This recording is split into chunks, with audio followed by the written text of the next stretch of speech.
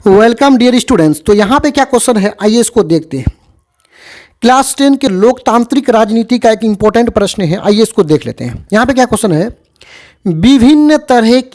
विभिन्न तरह की सांप्रदायिक राजनीति का ब्यौरा दें और सबके साथ एक उदाहरण दें। यानी उदाहरण देते हुए हमें सांप्रदायिक राजनीति के बारे में बताना है। देखिए, सबसे पहले तो आपको समझना है कि ये सांप्रदायिक राजनीति क्या होता है। राजनीति तो आप समझ रहे हैं ना, ऐसा राजनीति जो सांप्रदायिक हो। वीडियो में आगे बढ़ते हुए सबसे पहले हम लोग सांप्रदायिकता के बारे में समझेंगे, उसके बाद सांप्रदायिक राजनीति के बारे में बताएंगे कि कैसे कैसे सांप्रदायिक राजनीति हो रहा है और उसके साथ एक उदाहरण भी देंगे।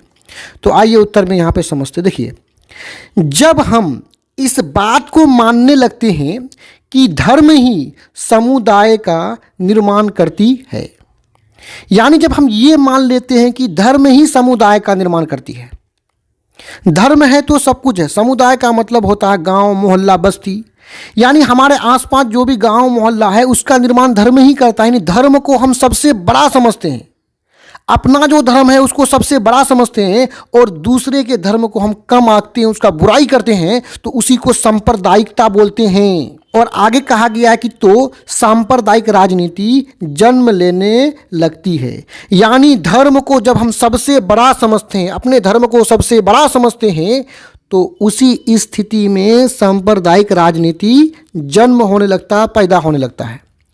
यही विचार, ये तो सांप्रदायिक राजनीति है। धर्म के आधार पर लोगों को लड़ाना, धर्म के आधार पर गांवों को, समाज को बांटना ही क्या है, सांप्रदायिक राजनीति है। और धर्म, अपने धर्म को अधिक से अधिक अच्छा सोचना, दूसरे के धर्म के बारे में बुराई करना, तो ऐसे विचार को सांप्रदायिकता कहते हैं। क्या कहते हैं, इस विचार को क्या बोलते हैं, सांप्रदायिकता। धर्म वाला बात के बारे में, धर्म को जब आप सबसे आगे सोचिएगा तो इस तरह के विचार को, सोच को क्या बोलते हैं, सांप्रदायिकता। आगे देखिए, सांप्रदायिकता विभिन्न रूपों में दिखाई पड़ता है। आपको सांप्रदायिकता जो है ना, कई रूपों में दिखाई पड़ेगा जो निम्नलिखित हैं। आइए उदाहरण सहित देखते हैं। पहला सांप्रदायिकता का एग्जाम्पल देखिए, बहुसंख्यक समुदाय के लोग। बहु का मतलब होता है अधिक, संख्यक का मतलब होता है संख्या का, मतलब वैसा समुदाय जिसका संख्या ज़्यादा हो। यानी जिस जाति, जिस धर्म के लोग ज़्यादा होंगे उसको बहुसंख्यक समुदाय बोलेंगे। तो बहुसंख्यक समुदाय के लोग राजनीति में अपना प्रभाव को, अपने इफेक्ट को बनाए रखना चाहता है। सांप्रदायिक लोग क्या करना, बहुसंख्यक लोग क्या करना चाहते हैं, राजनीति में अपना प्रभाव को बनाए रखना चाहते हैं।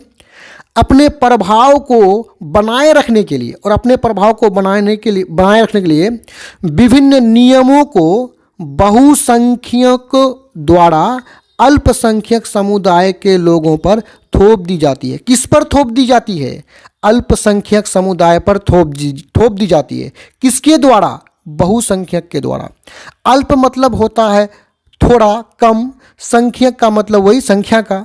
तो जिस समुदाय का संख्या कम हो, जिस समुदाय में लोगों की संख्या कम हो, उसको बोलते हैं अल्पसंख्यक। तो अल्पसंख्यक लोग कमजोर होंगे ना, क्योंकि इसकी संख्या कम है। तो अल्पसंख्यक पर जो है ना विभिन्न नियम थोपे जाते हैं। किसके द्वारा, बहुसंख्यक द्वारा। इसलिए क्योंकि बहुसंख्यक लोग अधिक होते हैं। तो जब बहुसंख्यक द्वारा अल्पसंख्यक लोगों पर विभिन्न नियम को थोपा जाता है तो सांप्रदायिक की राजनीति उत्पन्न होने लगता है।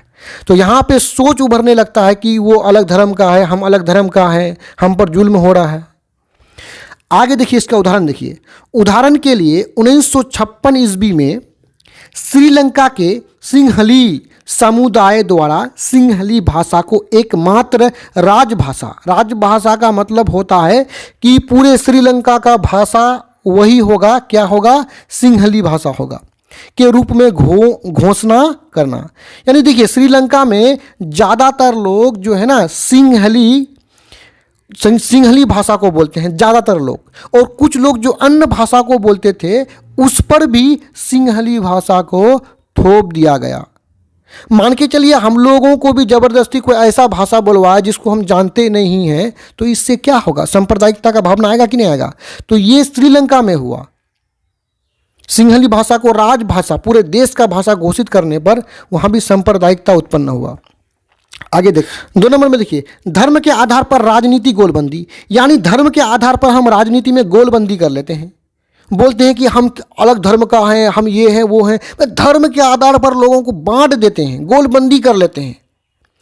इसके लिए धर्म गुरुओं, अब गोलबंदी करने के लिए क्या, धर्म गुरुओं, जैसे इस्लाम की बात करें तो इसमें मौलाना वगैरह होते हैं, और हिंदू धर्म में जो है आपके पंडित वगैरह होते हैं, चर्च वगैरह में पादरी वगैरह होते हैं। तो ये इनको धर्म गुरुओं पवित्र किताब प्रतीकों, यानी जिस जिस धर्म का जो पवित्र प्रतीक है, चिन्ह है आदि का सहायता लिया जाता है। यानी ये धर्म के आधार पर गोलबंदी के लिए हम धर्म गुरुओं का, पवित्र प्रतीकों का जो है ना क्या लेते हैं, सहायता लेते हैं।